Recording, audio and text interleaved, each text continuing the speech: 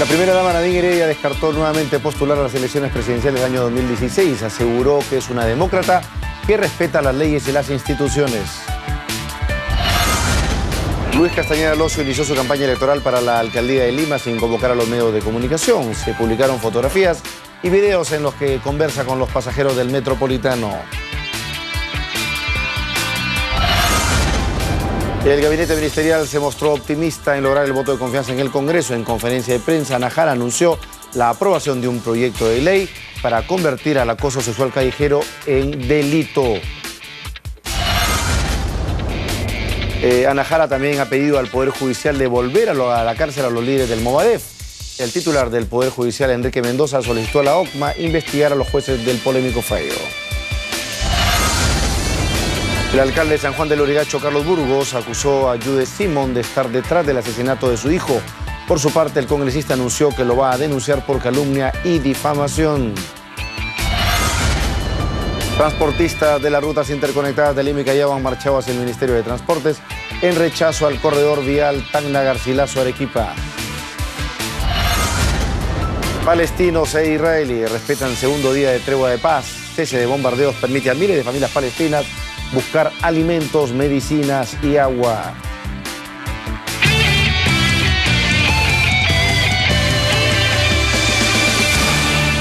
La primera dama Nadine Heredia descartó postular a las elecciones presidenciales del año 2016 tras asegurar que es una demócrata que respeta las leyes. A través de su cuenta en Facebook aclaró que nunca dijo que va a postular a estos comicios, sin embargo ha tenido que negarlo en reiteradas oportunidades. Heredia Alarcón dijo estar convencida de que su rol en esta etapa de su vida es la de acompañar al presidente Ollanta y apoyarlo con todas sus energías y no para tomar atajos de provecho personal. Finalmente señaló que el Perú no necesita cortinas de humo, que quizás quieran disimular falta de propuestas o intereses ajenos a lo del progreso del Perú.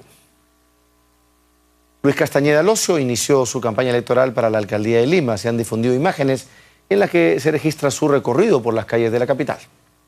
Tras varios meses de mantener un perfil bajo y no aparecer en los distintos medios, el candidato a la alcaldía de Lima, Luis Castañeda Locio, reaparece con fuerza, al parecer con una nueva estrategia. Un video enviado por el partido Solidaridad Nacional muestra a la exautoridad edil recorriendo diversos puntos de la capital. Luis Castañeda apareció muy temprano en la estación Aramburú y abordó uno de los buses del Metropolitano para llegar a la estación Naranjal en Los Olivos. En su viaje aparece muy sonriente, conversando con algunos pasajeros. Tras llegar a su destino, a la salida de la estación, se acerca a los usuarios que hacen fila y los saluda. Él viste una casaca verde y luce varios kilos menos. En su recorrido, el líder del Partido del Sol se da tiempo incluso para tomar desayuno en un puesto ambulante de moliente. Pero más allá de lo que puede ingerir para aplacar su hambre, lo que destaca en la imagen es que Castañeda lee con atención la encuesta de CPI, que lo pone como puntero en intención de votos para la alcaldía de Lima. El estudio fue realizado entre el 17 y el 23 de julio y lo ubica como favorito con el 54.1%. Le sigue Susana Villarán con 9.7%, Salvador Heresi con 5.6% y Alberto Sánchez Aizcorbe con 3.6%. También fue publicada una foto en la que se ve al exalcalde reunido con familiares y amigos en una misa celebrada en una iglesia en La Molina. El fin de semana, Solidaridad Nacional difundió imágenes en las que se veía una reunión con vecinos de los distritos de Pachacamac, Atevitarte y La Molina. Luis Castañeda Locio estaría optando por una nueva estrategia para acercarse a la población sin tener que afrontar de manera directa las interrogantes de la prensa. Las redes sociales serían sin duda su principal herramienta de campaña. La jefa de gabinete de Ana Jara se ha mostrado optimista en lograr el voto de confianza de parte del Congreso este próximo 20 de agosto. En conferencia de prensa ha descartado además que esté pensando en ser la candidata del nacionalismo en las próximas elecciones del año 2016. A 2 semanas de su presentación ante el Congreso, el gabinete ministerial encabezado por Ana Jara se mostró optimista en lograr el voto de confianza. Y no me cabe la menor duda que, escuchadas las explicaciones y nuestro plan de trabajo del gabinete que yo presido, me alzaré y nos alzaremos con el voto de confianza, con la investidura. Tras encabezar su primera sesión del Consejo de Ministros, Jara Velázquez adelantó que buscará reunirse con los líderes políticos a fin de expresarles su voluntad de diálogo. La jefa del gabinete fue consultada sobre las recientes declaraciones del congresista Sergio Tejada, quien consideró que ella podría ser la candidata del nacionalismo en las elecciones del 2016. Ni siquiera en el campo de las especulaciones me pongo en el supuesto de una posible candidatura presidencial al 2016. No solamente porque no sería responsable de mi parte, porque he asumido este reto del premiarato, sino porque no estamos en época preelectoral. De forma irónica, el ministro del Interior, Daniel Urresti, consideró que esta pregunta de los periodistas zanjaba la polémica generada por una eventual postulación de la primera dama, Nadine Heredia. Los medios parece que al fin lograron entender y comprender que la primera dama no postula el 2016, porque ahora ya están no hablando que la que va a postular es usted. Durante la conferencia de prensa, los ministros de Estado también realizaron anuncios importantes, como la aprobación del proyecto de ley que busca que el acoso sexual callejero sea considerado un delito. Ya no va a requerirse ni de violencia ni de amenaza para que sea sancionado. Va a establecerse agravantes que van a considerarse ya la violencia o amenaza como un agravante adicional. Por su parte, el ministro de Economía, Luis Castilla, anunció que se aprobó flexibilizar la restricción en la venta de combustible para el consumo doméstico en las zonas donde existe el narcotráfico. Finalmente, el canciller Gonzalo Gutiérrez informó que durante la visita del presidente Ollantumala a Colombia, donde participará en la ceremonia de posesión de mando de Juan Manuel Santos, se fortalecerán las relaciones con miras al próximo gabinete binacional. Bueno, aquí en Más que Noticias, la ministra de la Mujer, Carmen Omonte, ha pedido el compromiso de todos los sectores para que se aplique de manera objetiva las eventuales sanciones contra el acoso callejero. Aseguró que desde su cartera se trabaja en la prevención de estos casos. En toda propuesta nueva siempre va a haber el riesgo de que al inicio pues haya esa posibilidad de distracciones que no nos enfoquen en el objetivo que buscamos. Pero lo importante es que se dé ya la norma, que se empiece a aplicar. Tendremos que pasar por procesos de capacitación. Estamos trabajando con los municipios, con el Serenaco, con la policía, con el Ministerio Público. Pero si nosotros nos quedamos en la excepción, que probablemente van a darse excepciones en la que se pretenda mal utilizar esta norma, pues nos estaríamos quedando paralizados. Tenemos que afrontar una problemática, plantear propuestas concretas y evitar en medida de lo posible cualquier excepción y luchar también contra esas excepciones y esos abusos. La jefa del gabinete, Ana Jara, ha pedido al Poder Judicial devolver a prisión a los líderes del Movadef. En tanto, Enrique Mendoza ha solicitado a la OCMA investigar a los jueces por el polémico fallo.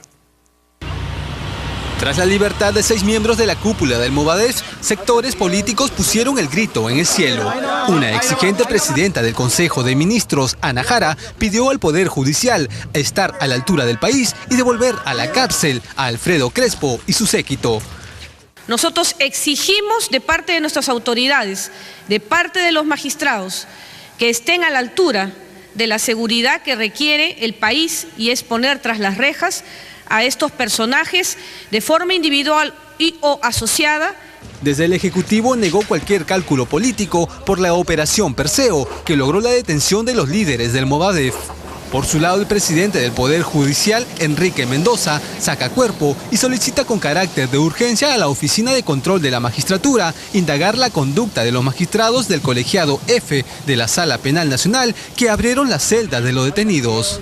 En estudios de ATV+, el procurador antiterrorismo Julio Galindo negó que la Fiscalía no haya hecho un excelente trabajo, ya que se mostraron pruebas suficientes.